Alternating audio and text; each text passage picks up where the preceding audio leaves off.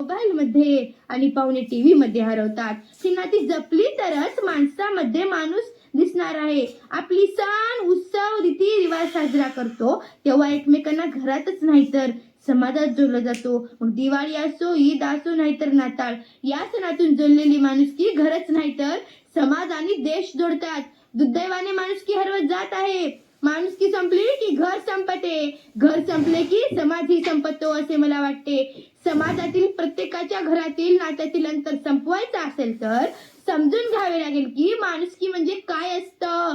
मातीत रुजत असतं, हृदयात उगवत असतं, परिवारात फुलत असतं. आपल्या नात्यातील दुरावा कमी करून माणुसकी जपूया आणि माणूस होऊया. धन्यवाद. जागेवर बसून व्हॉट्सअपवर शुभेच्छा देईल आणि फेसबुक लाईव्हवर गोडची मनोबाचे बारसे पाहू शकेल. वर्ष महिना लागणारी आमची अनेक कामे क्षणार्धात होत आहेत. ही किमया आहे, पण यात कुठेच माणुसकीचा जिव्हाळा नाही. या डिजिटल क्रांतीचं सोशल मीडिया हे लाडकं अपत्य आहे.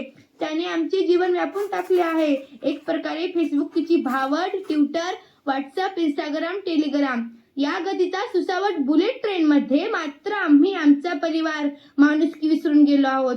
सोशल मीडिया एक चांगलं माध्यम म्हणून उपयोग होत नाही. याचा वापर करून आपण दुसऱ्याच्या घरात काय चाललेलं पाहतो, दुसऱ्याच्या आयुष्यात डोकावतो, हजारो किमी दूरवर पाहतोय, पण स्वतःच पाहण्याचे त्याला भान राहत नाहीत. यातून सामाजिक स्वास्थ्य बिघडत आहे. मग काय होणार?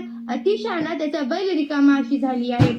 सोशल मीडियावर आम्हाला 5,000 मित्र आहेत, पण अडचणीत बोलवायला जवळ स्वतःचा मुलगा सुद्धा नसतो. मग मला वाटतं, अरे माणसा कधी होशील